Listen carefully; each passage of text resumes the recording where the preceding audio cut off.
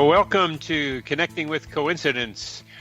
I am your host, Dr. Bernie Beitman, MD. I am a psychiatrist in private practice and a faculty member at the University of Virginia. Each week, my guests and I talk about meaningful coincidences, synchronicity, and serendipity. We discuss synchronicity from its many perspectives, spiritually, practically, and statistically. Why? To increase your connection to coincidences so that you can benefit from coincidence awareness in your life. I've written a book also called Connecting with Coincidence. Put that phrase, Connecting with Coincidence, in your browser to find my book, Psychology Today blog, website, and social media sites. If you want to know how sensitive you are to coincidences, go to my website to take the Weird Coincidence Survey, Connecting with Coincidence. Richard Tarnas, our guest today, is the founding director of the graduate program in philosophy, cosmology, and consciousness at the California Institute of Integral Studies in San Francisco. He teaches courses in the history of ideas, archetypal studies, depth psychology, and religious evolution. He was formerly the Director of Programs and Education at the Esalen Institute in Big Sur. His second book, Cosmos and Psyche, Intimations of a New World View, received the Book of the Year prize from the Scientific and Medical Network and is the basis for the upcoming documentary film Changing of the Gods. And his chapter on synchronicity in that book is a gem. He has served on the board of governors for the C.G. Jung Institute of San Francisco. Rick, such a pleasure to have you on the program and to be talking with you again. Thank you, Bernie. It's good to be with you. Wonderful, wonderful, wonderful. Let's just jump right into your personal coincidences because we can branch out from there to so much. Tell us about that one at the Presidio in San Francisco. Sure. Just in general, I'm alert to synchronicities happening of a wide range, but every once in a while you get a coincidence that is so remarkable and has a kind of aura of the uncanny or of the numinous. The numinous, yeah. Yeah, that something sacred about it, or just unusually powerful. That even if one's accustomed to perceiving the remarkable number of synchronicities that take place in human life, nevertheless, this every once in a while you get one that is quite overwhelming. And in this case,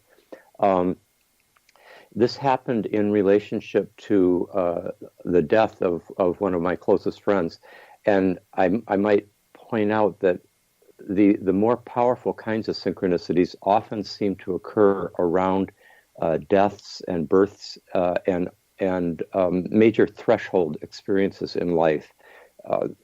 That's something that's been observed by many students of coincidences and synchronicities. I add to that just the general term transitions, which gets you more general, but what you're talking about is more major and high emotion as well as often need. Those three those contribute, but threshold is a nice way of talking about these more these larger ones, these more impressive ones. Yeah, with threshold, you bring in that kind of, well, of course, it's a kind of Jungian term, but you're bringing in that idea of really crossing a significant boundary that may open up another dimension, or in this case, it's just we're talking about births and deaths of all kinds, symbolic as well as literal. So in this case, my friend was his name was Charles Harvey, and he was from England. He lived in England, and when he came, but we often visited each other when we were in each other's countries. But he suddenly died.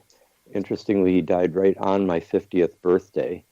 And when I heard about the news from his wife, who wrote to me, in England. And but because members of the family also lived here in the San Francisco Bay Area, a couple months after the death, the family, that part of the family that lived here, wanted to celebrate honor and have a kind of memorial for Charles here in the Bay Area. And we set up a place that we would meet in the Presidio near the Officers Club there, that someone in the family thought was an appropriate place for getting together and just having an informal little memorial where a group of about 8 of us would just recall his life and honor him. So we came to meet at this place in the Presidio, and it was very clear at once that it wasn't an appropriate place. It was really, it had a lot of people there in a kind of restaurant kind of atmosphere, and so we regrouped out in the parking lot and thought, where should we go? And I remembered that there was a chapel in the Presidio that was right next to an old cemetery where members of the military, going back to through the 19th century, were buried. And so it was a Sunday early afternoon, and we drove about a mile through the Presidio to where the chapel was. It overlooks the bay and the Golden Gate Bridge. And we came in, and I saw the chaplain, or the minister whose chapel it was. I found him in the near the sanctuary, and asked him if there's any way we could just have this quiet little gathering in the chapel for a half an hour, 45 minutes, and he said sure. So we gathered over in one corner of the chapel, and one after another of us were going to give a little talk in memory of Charles. And as one of the people was speaking, she was looking at the rest of us as she was standing up in front of us in the pews, and she suddenly looked like she had seen a ghost. She seemed to be looking just over our shoulders, and we were trying to figure out what had happened. And then we turned our heads to see what she was looking at, and there, right on the wall, was this bronze plaque that said, "In memory of Charles Harvey, 1850 to 1912."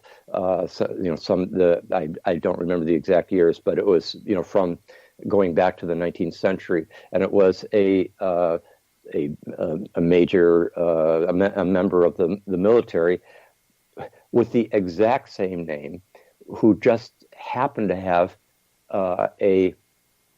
this plaque right next to the place that we had completely accidentally, or more or less randomly, ended up at the last minute to hold this memorial for him with that exact same name. And there was, we all had a sense of, two things. Physically, you kind of get that hair going up on the back of your head feeling. Yeah. But in addition, there was a distinct sense of presence of the person who we had lost, that in some sense he was there, that he, or at least the universe was honoring him in this way, by kind of configuring circumstances that allowed us to feel that more was going on than meets the eye in a kind of disenchanted way. So that was one of many, but it was the first thing that came to mind when you asked for whether there would be a particular synchronicity that stood out. Yes. We have 2 minutes left in this segment, and I want to begin the question about how you think that coincidence, that meaningful coincidence, that synchronicity happened with your group in that chapel at that time. Well, from many years of both thinking about it and observing synchronicities and reading others' descriptions of it, I'm persuaded that the cosmos is not a completely random, unintelligent, blind process, but is saturated with intelligence through and through, and even a kind of artistry. That in some sense life is a great artist, and partly I think it delights in patterning, with even a sense of aesthetics about it, but also that it has that there's a kind of moral intelligence, or something that it has emotional meaning for human beings, that there is a kind of I-thou relationship between every individual human being and the larger universe. And the universe just overflows with its intelligent patterning, and if we are alert to it. As I might mention, most societies and cultures in history were, and it's really only the modern civilization that convinced itself that we live in a blind and unintelligent universe in which human beings are the only intelligent. We are at the end of this segment, Rick, and we'll come back. You are listening to Connecting with Coincidence with your host, Bernie Beitman, on the X Zone Broadcast Network, and our guest, Rick Tarnas.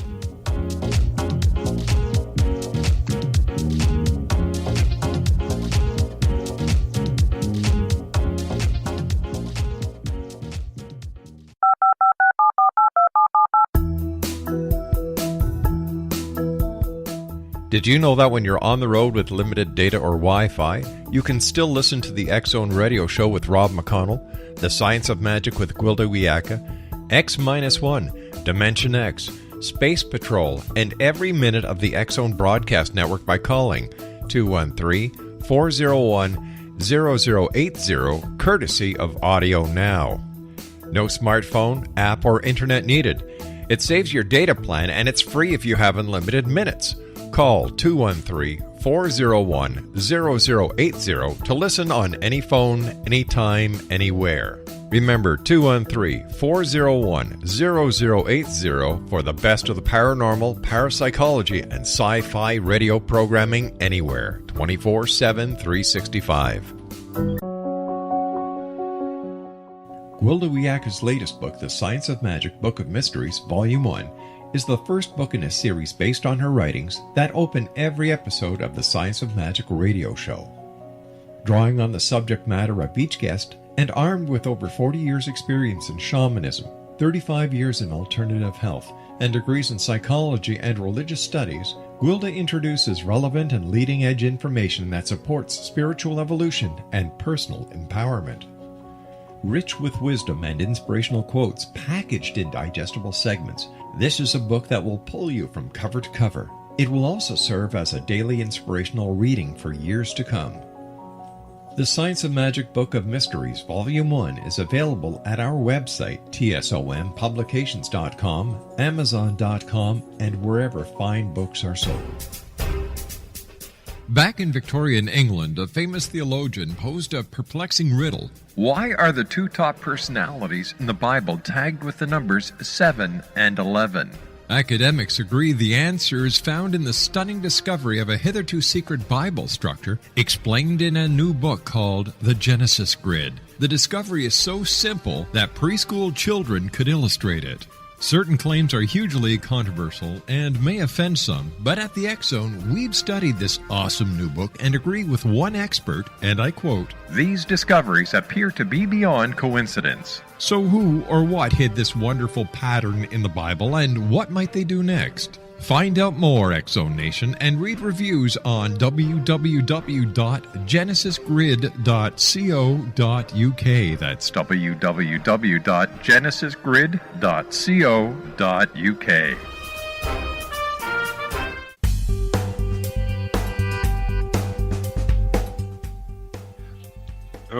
Welcome back to CC with BB, Connecting with Coincidence with Dr. Bernie Beitman, MD. I'm your host, and our guest is Rick Tarnas, who's just beautifully described a contraposition of people who see the universe as having some intelligence and feel in it, compared to statistician David Hand, who sees everything as the result, all coincidences as the result of the law of truly large numbers. I mentioned David Hand right now to you, Rick, and to our audience because he will be on our radio show in a couple of weeks, and the difference is so vast, so amazing between random and how you just described it, Rick, that it continues to astound me. And it becomes almost a choice our listeners have to look at it in either directions, as they will see from that interview with David Hand. Rick, that was beautifully said. And I'd like to know, tell our listeners just how you got tuned in to coincidences, because one of your contributions in Cosmos and Psyche is a very simple, elegant description of how many people become tuned into coincidences. Some get hit in the face with a big one. Some of them just gradually come through their lives. I think some people are even born, as I think I was, to just see them. Just something in our makeup that makes us see them. So how did you come to your coincidence, your synchronicity awareness? I think it much like you, I seem to be alert to them from pretty early on. Of course, I studied depth psychology at university, which Jung, Carl Gustav Jung, one of the major founders of depth psychology, along with Freud and, William James in a sense, but many others. But Jung in particular is, of course, the person who came up with the whole concept of synchronicity, or he named the phenomenon that we've just been talking about of meaningful coincidences in which the patterning of events seems to be is so striking and so meaningful that it gives the impression of having been purposefully orchestrated by some larger intentionality. And so I was studying Jung at Harvard, which was probably one of the few places where Jung was taught in psychology, in a psychology department. And so I was alerted to a whole theoretical understanding of it from that point. And then, as you mentioned, I think I've observed with many people a certain series of stages where first there'll be little patternings, coincidences that can be brushed off as being either so trivial or not sufficiently potent that it makes one think anything really deep's going on. But at some point, something can happen that has real, almost like metaphysical implications, and it knocks one back. It shakes your skepticism, and opens up another way of experiencing life. And then there's a third stage that I think many people enter into, which it sounds like you are like this, and that is people who are basically alert to a continuing presence of synchronicities, which it's as if life wants to. I mean, synchronicities, and we can pursue this in a few minutes if you'd like, but synchronicities seem to serve different purposes. They're not one cookie cutter meaning. They have all sorts of possible kinds of meanings, and one of them is, I think, almost purely aesthetic, a kind of delight that we can take in the patterning that seems to be way beyond what could just randomly happen. But there's other times that coincidences happen that seem to bring a powerful meaning, such as the one I mentioned, where the sense of the presence of a beloved who is deceased. But then there's other synchronicities, for example, that Jung used in his life all the time, that he used to kind of correct the one-sidedness of his conscious attitude, that the synchronicity would awaken him to something else is going on here that he needs to be alert to, and then he'd change his behavior. That is less clear to me now. I understand the idea that Jung wanted to introduce into the Western mind a more Eastern way of looking at things, as one way of saying it, more an intuitive way of looking at things. But the kinds of corrections you're talking about can be just in regular life, just looking one way but having to do some other way. I like that Fears story of that report about Jung and the watch that stopped, and the decision about whether or not Jung would say whether the manuscript should be published or not. Does that fit with your kind of your rebalancing of things as you just mentioned it? Yes, I mean, does your do your no, they don't. The audience doesn't know that story. Well, so very briefly, a man named Henry Fierz in Zurich, Switzerland, was asked by a publisher to come to Jung, who was at that point in his later 70s or early 80s. It was in the 1950s. He was asked to come to Jung and ask him about whether he thought a particular manuscript that had been left behind by a scientist should be published or not. And they set up the meeting at Jung's house at 5 o'clock on a particular day, and he came at 5 o'clock. Jung let him in the house, and they began their conversation. After a few minutes, Jung seemingly had a generally negative attitude about the manuscript being published. He felt it shouldn't be, but the conversation continued until at a certain point, Jung was getting a little sharp in his responses, and then he looked at his watch, at which point Henry Fierz said to himself, I imagine this is the end of the meeting. Jung's had enough.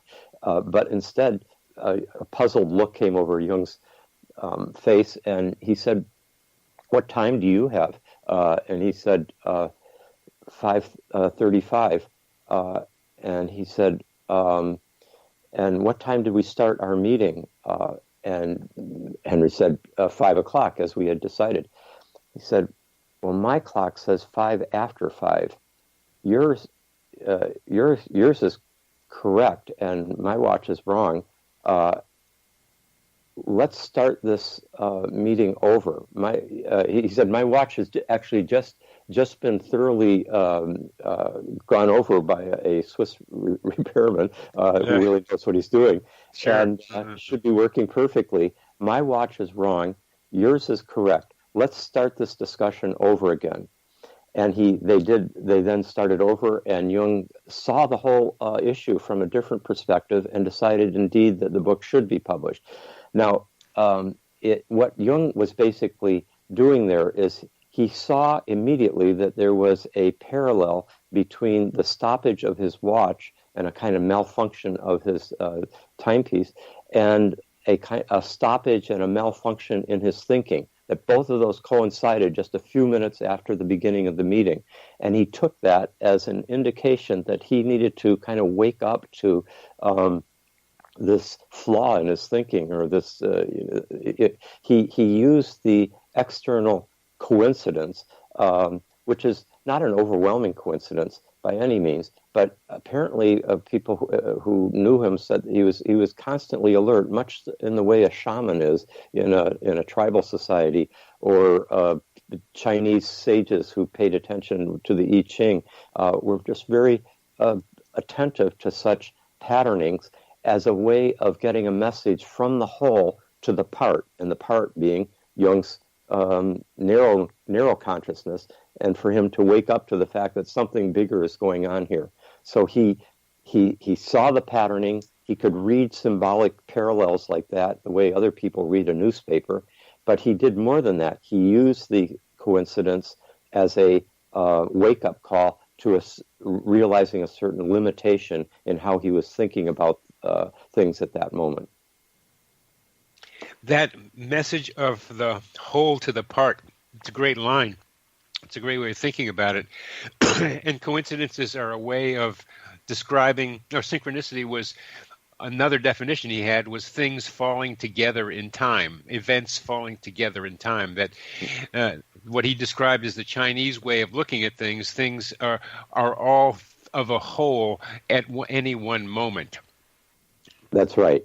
He very much was influenced by the Chinese science and Chinese philosophical religious traditions, such as we see in the I Ching. But your line I hadn't heard of, the whole communicating to the part. That's a beautiful image, and that's the way he saw it. In your book, you describe how he's tuned in to sitting in the lapping of the waves at the lake and the wind making sounds on his window and birds making sounds around him, that he was tuned in to what was going on around him on a regular basis. And it's a very wonderful way of living and tuning into things. We're coming to the end of this segment, and you are listening to Connecting with Coincidence with your host, Bernie Beitman, MD, on the X-Zone Radio Broadcast Network, and our guest is Rick Tarnas. We'll be back after a short break.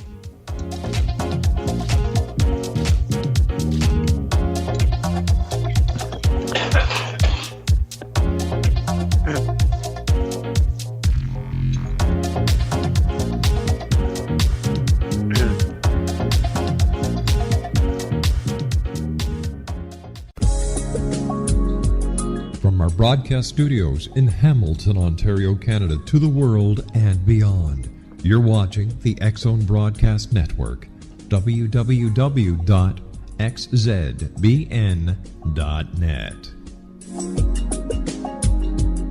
AVS Media Demo.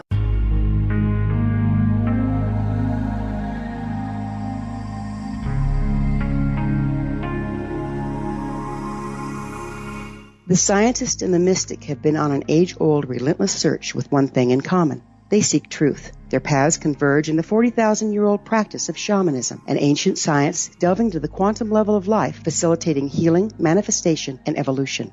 I'm Gwilda Wiyaka, the founder and director of Path Home Shamanic Arts School, a unique Colorado State-certified occupational school, training shamanic practitioners and teachers. We also provide classes for empowering personal lives through shamanism. Our certification classes are in week-long segments enabling international participation, and online classes and long-distance shamanic healing sessions are available. Come discover the science of magic in the limitless world of shamanism. www.findyourpathhome.com.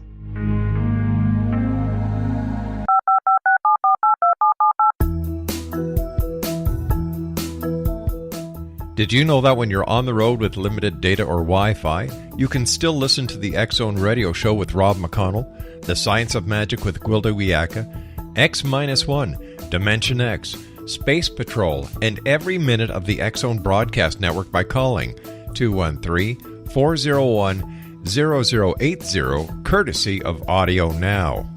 No smartphone, app, or internet needed. It saves your data plan, and it's free if you have unlimited minutes. Call 213-401-0080 to listen on any phone, anytime, anywhere. Remember 213-401-0080 for the best of the paranormal, parapsychology, and sci-fi radio programming anywhere, 24/7, 365.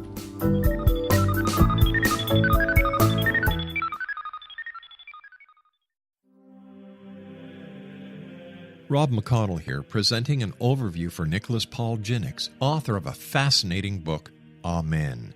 It presents facts revealed by Egyptologists, facts that enable us to understand why Amen is the beginning of creation of God. It provides recommendations for religious leaders of the major religions to unify their beliefs and teach the Word of God. Love one another. Amen informs people how mankind conceived God.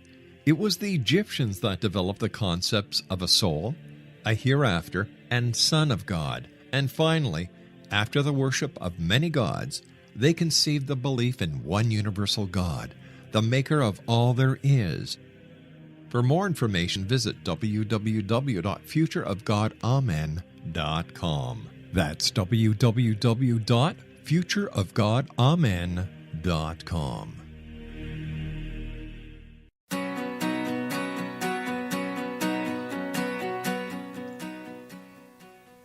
Welcome back to CC with BB, Connecting with Coincidence. Our guest today is Rick Tarnas, and we are talking coincidence, synchronicity ideas. And Rick, when I listen to you describe the events, the coincidences you just described, there is a kind of mystical feel I have from your mind of that patterned intelligence universe that is trying to communicate to us in the I-thou way, as you described it earlier. There's the feeling I get from you of being that you feel part of this larger cosmos, and that you in some ways are like Jung in the sense of feeling what's going on in the moment and being open to how influences that are hard to describe affect you and affect your life. I do experience them, I think, in a way that is perhaps similar, and do have both an emotional but also, I think, philosophical response to their existence that, I think you could describe in that way. I think it's an important part of life that if we're impoverished if we don't attend to them. If you think about many of the great writers, like Shakespeare's plays are just full of synchronicities and mysterious coincidences and astrological predictions and omens and so forth that usually play a quite a meaningful role. I remember the novelist Milan Kundera once wrote that it's wrong to chide the novel for being fascinated by mysterious coincidences, but it is right to chide man for being blind to such coincidences in his daily life, for he thereby deprives his life of a dimension of beauty. And I think he's particularly coming at it from the aesthetic point of view as a novelist, Kundera. And I think that is a big part of life that the humanistic side of our culture, the literary, the films and books and so forth are attend to, but the disenchanted scientific part of our modern mind is kind of generally tries to be is quite resistant to them. Yes, and I am thinking of your mind in particular, and that's a beautiful quote from Kundera. I heard it and glad to hear it again. But your book, Cosmos and Psyche, is a play, if you will, on synchronicity, because you're talking about the mind and you're talking about the environment when you talk about cosmos and psyche. Cosmos, in this case, being the entire universe, or at least the solar system in which you were writing the book, and our minds, and that most synchronicities involve mental events correlated in some way with environmental events. So that when you were writing this book, and now as that I'm listening to you, I can just see your mind in the solar system and beyond as you think about how coincidences happen right here on this planet. It sounds like you have a bit of a mystical vision capacity yourself. We were talking about Jung and in relationship to this whole phenomenon, which is a natural thing to do because he played such a big role in the mid 20th century in kind of bringing this whole area of study and the phenomenon and naming it into the intellectual discourse of the 20th century. Yes. One coincidence that just was quite personally meaningful to me was that one day I was reading through Jung's letters, and there, I happened to be born in Switzerland myself on February 21st, 1950, in Geneva, Switzerland. And this letter, I happened to be looking at this letter, and in the letter, Jung was describing, he had written to a scientist about, in which he said, I'm sorry for being late in my response, but I've been so overwhelmingly focused in recent weeks on the study of synchronicities, and I'd like to ask your help in getting some statistical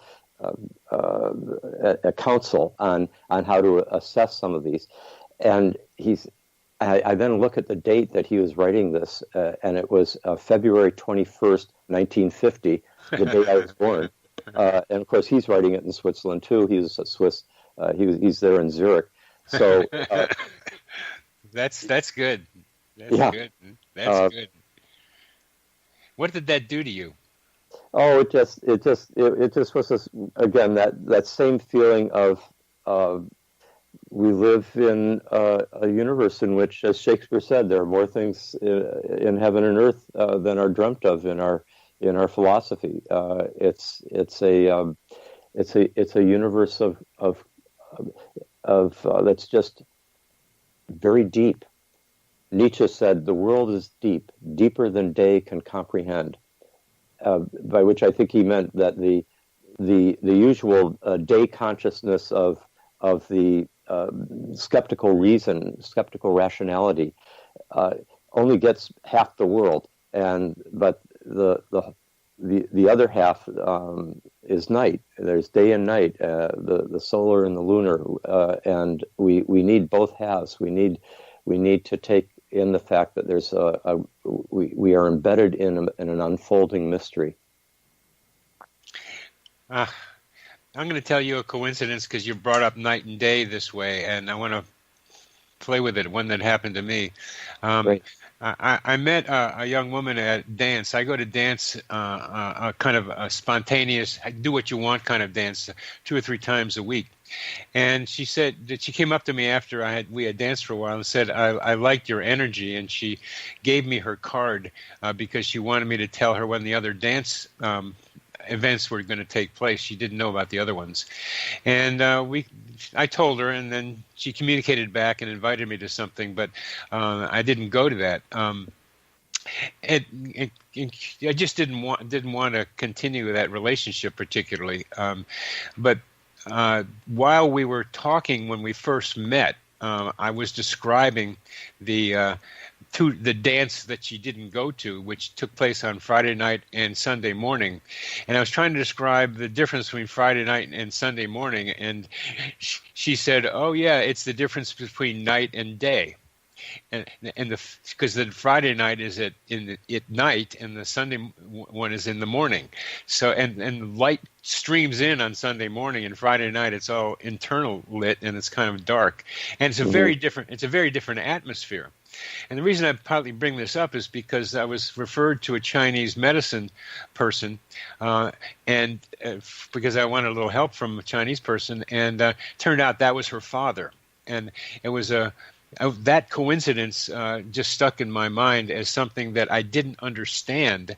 But how do you then unravel a coincidence when it happens, but you can't figure out what that means? That I met the daughter, and then a father is treating me, and it's one that's continued to unravel, to try to see what it means, because there comes some times where you can make the meaning yourself, where you have to look at the somewhat ambiguity of the circumstance and decide what to do with it. Yes, I think in a way you're bringing up something that's important, which is that synchronicities are not. They don't just come with a directive that says this is what it means, and this is how you should act on as a result of having experienced it. Yes, they're more of an invitation to engage in a larger field of potential meanings. It's a kind of invitation to a mystery rather than a in a telegram to that it means this or that in a straightforward way. When you say invitation to a mystery, can you apply that to the one I've just described? Yeah, I mean, I think Jung interpreted synchronicities the way he interpreted dreams, which again, just as I was mentioning before, he saw them as kind of expressions of.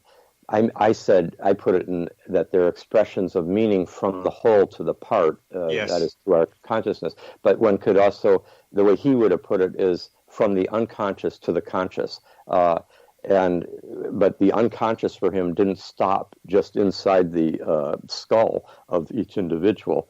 For him, and this was really the great breakthrough, is that he saw meaning as informing both the outer world and the inner world, that it wasn't just a human construct or a human phenomenon, that rather we live in a meaningful universe, and that in a sense what we are personally unconscious of can be carried by the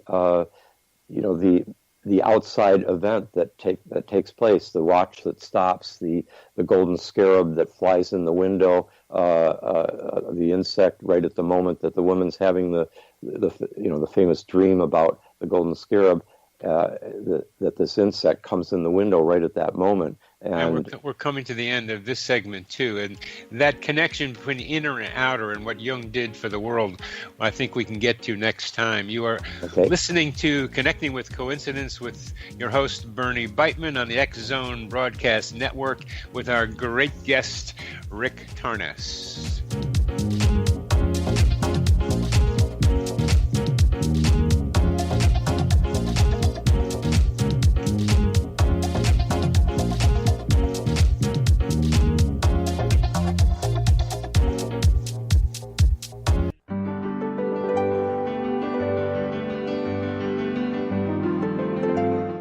Named one of the world's greatest psychics, Elizabeth Joyce is now giving readings worldwide via Skype.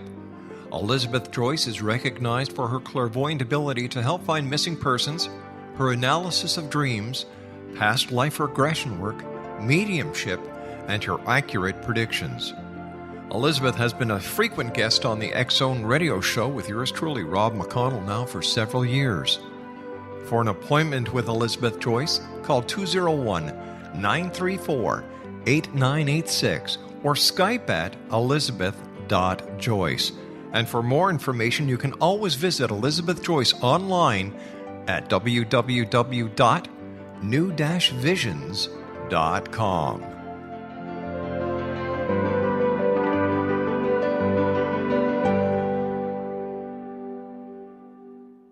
The new nonfiction book, Razor of Madness, is similar to cult movies like Clockwork Orange, Dragon's Tattoo, or The Other Side of Hell. Wayne Morin Jr. and Thomas Lee Howe will expose widespread and systematic deficiencies in this thought-provoking tell-all novel. Mind control rages among scholars in law schools. Human rights are ignored while thought reform and mental manipulation are accepted practices used as behavior modification. Dr. Louis Jolyon West comes to mind. Media and public scrutiny shows that United States mental hospitals are in fact destructive murder industries. Razor of Madness expose novel details this epidemic through an in-depth professional and personal investigation. For decades, there has been a revolving door policy that still releases killers and pedophiles back into society. The maestro of mind control continues to haunt America to this very day. Razor of Madness is available in paperback or as a downloadable ebook at Amazon.com. I'm William S. Peckham. If you enjoy a good mystery with a touch of the paranormal, then you'll love my novel, From Out of the Woodwork. It's the story of a young Toronto contractor, Sean Kennedy, who buys derelict homes, guts them, and turns them into multifamily dwellings. Slums just waiting to happen. When Sean buys 29 Livery Lane, the house fights back. Former owners unexpectedly come out of the woodwork as he starts the destruction. The apparitions come to him when he touches old books, reads hidden letters, rummages through old boxes, finds a locket or reads a discovered manuscript of a murder mystery. From Out of the Woodwork will take you from 1899 to the horror of the World Trade Center, September 11, 2001. Check out From Out of the Woodwork on my website, www.williamspeckham.com.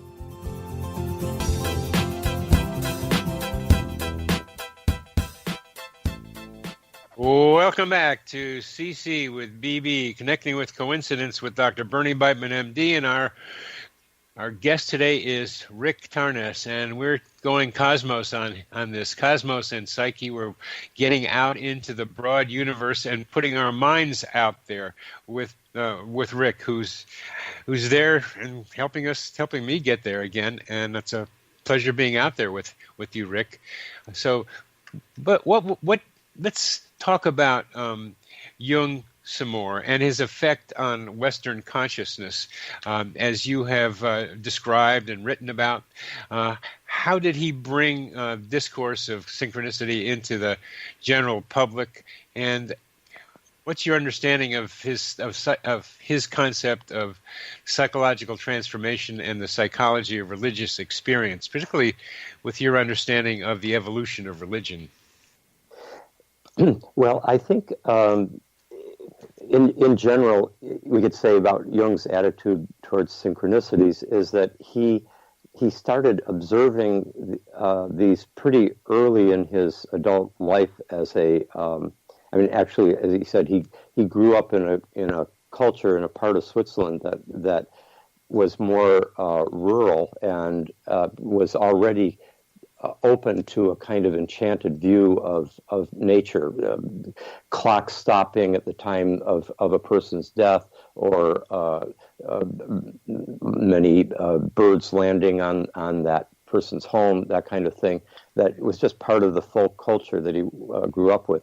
But, and Freud, too, now that you mention it, was born in rural areas outside of Vienna, and was also more open to Hasidic kinds of thinking, which were more of a mystical bent than what happened in the big city. And there's some ideas that Freud was indebted to the Jewish mystical tradition in writing about some of the things that became psychoanalysis. Yes, I think that's the case, and I think Freud had a kind of internal battle between this more let's call it enchanted or spiritual, mystical side of him that took dreams seriously, for example. That was not something that most scientists were doing, psychiatrists at the turn of the 20th century. And that side of him versus this more kind of neutral rationality that was part of the mainstream scientific tradition. And I think he kept having to take his this kind of wider sensibility and then narrow it into the more neutral language and conceptual framework of what became psychoanalysis, in order to bring psychoanalysis into the mainstream culture. Jung was a little more, for many reasons, was more willing to push the paradigm boundary line further. Yes. And so Jung came from a subculture. Go ahead. Yes, with that. yeah. To keep going with that, he went to university and medical school, etc. But he for over 20 years he was observing significant coincidences happening with his patients, especially happening at meaningful times in their like threshold periods of transformation. And then he also noticed them in terms of astrological synchronicities, and then his studies of the I Ching. But he didn't bring it into any kind of public discussion until over 20 years later, in 1951, he gave his final lecture at Aranos in Switzerland, and he formulated the idea of synchronicity. And I think one of the reasons he was willing to do it by that point is that he had been doing a lot of collaboration with the physicist Wolfgang Pauli, the quantum physicist, who was very interested in similar things, and they were seeing parallels between the quantum physics research and the psychological research. And so that was kind of he found a way of formulating the idea of synchronicity in a way that would be both kind of scientifically intelligible, but also attentive to the wide range of categories in which meaningful coincidences manifest themselves. Yeah. Yeah, and so that he became more confident. I think also, of course, he realized he didn't have too much to lose anymore by being potentially ridiculed by what was around him. Yes. And psychological transformation and the psychology of religious experience. Would you talk about Jung and you in those contexts? Yes, I think in the first half of Jung's career, his focus was in many ways on bringing the relevance of the spiritual dimension of the human being into psychology. Yes. And that was an enormous contribution, and he opened that up, reopened that up, and he, in doing that, his basic point was that all religions have a basis in direct religious experience that takes place inside the human psyche, in which there is an encounter with the sacred, with the numinous, and that in order to have an authentic religious life, one has to attend to the interior, this interior encounter with the sacred, with the archetypal dimension of the deep psyche, and for him, dreams, art, myth, etc., were all, as well as religious ritual, could all play a role.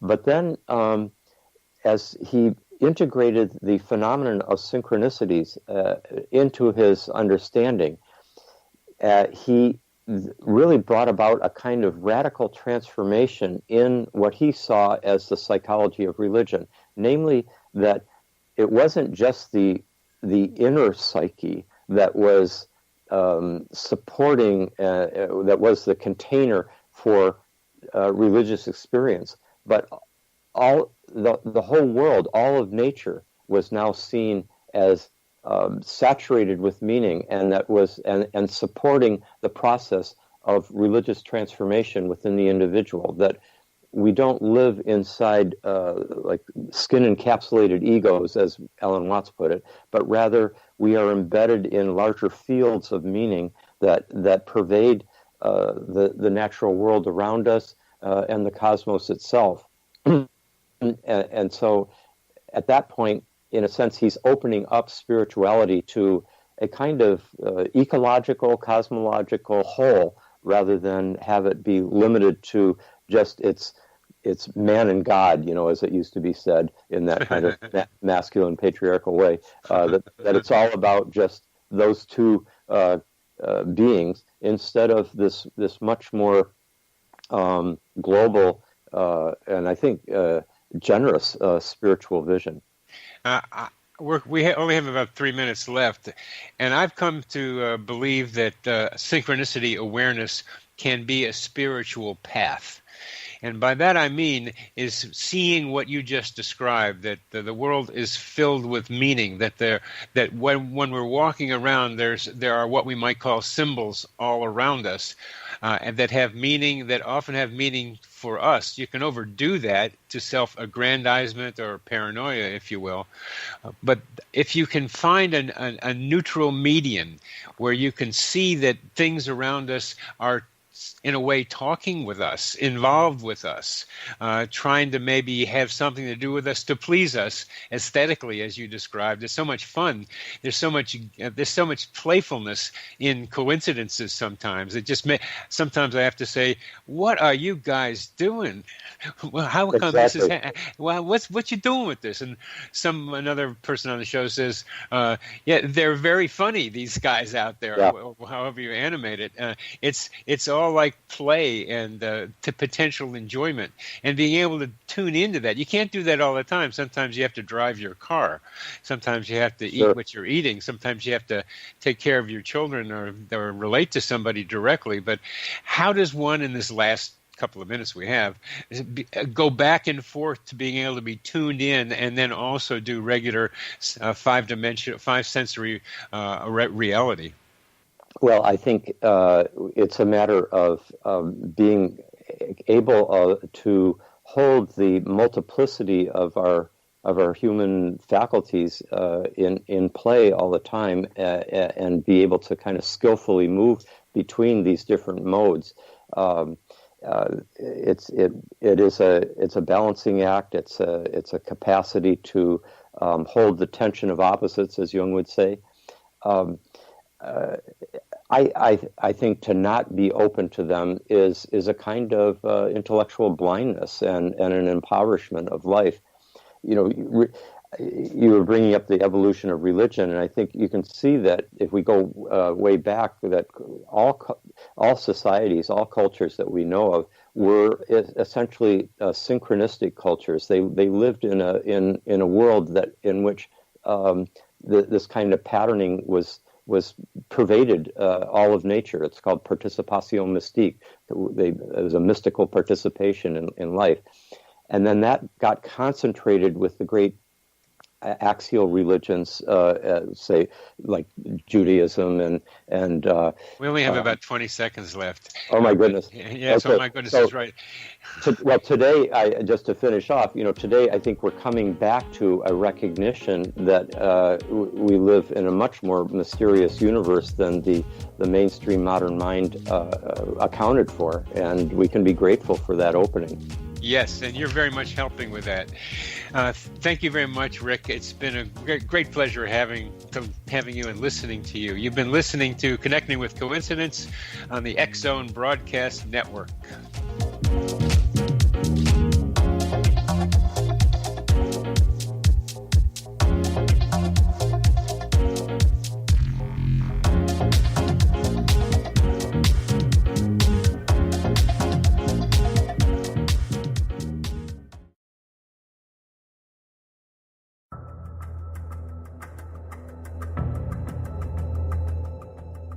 Modern Esoteric, Beyond Our Senses by Brad Olson, consummates the lifeology story about where humanity originates.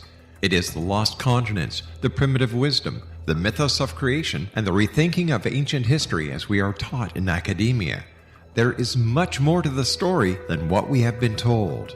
As this is the first book in the Esoteric series, Modern Esoteric starts at the beginning of time and accelerates up to this modern age.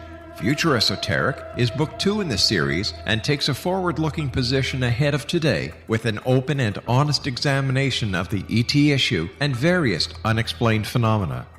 To discover the writings of author Brad Olson, visit www.bradolson.com. That's www.bradolson.com.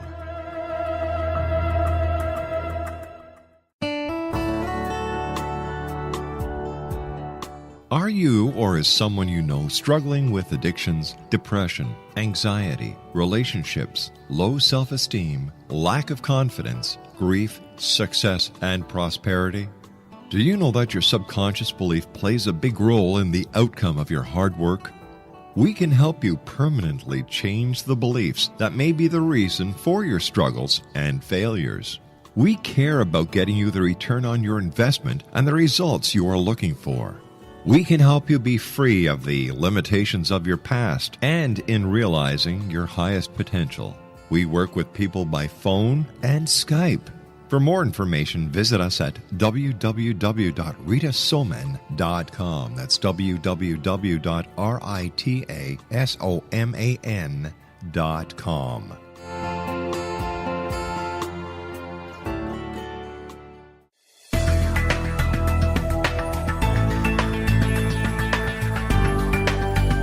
Do you think you have energy problems in your home? Do you feel better when you're away than when you're home? Joey Korn is a global leader in the world of dowsing who specializes in personal energy clearing and space clearing. He can help you create an ideal energy environment in your home no matter where you live in the world. Learn about his remote spiritual house cleaning services and much more at www.dowsers.com. You can get Joey's book, Dowsing, A Path to Enlightenment, as well as other dowsing books and tools, Kabbalah books, and Walter Russell books. Joey's work is really amazing. Go to dowsers.com right now. That's DOWSERS.com or call 1-877-DOWSING. That's 1-877-369-7464.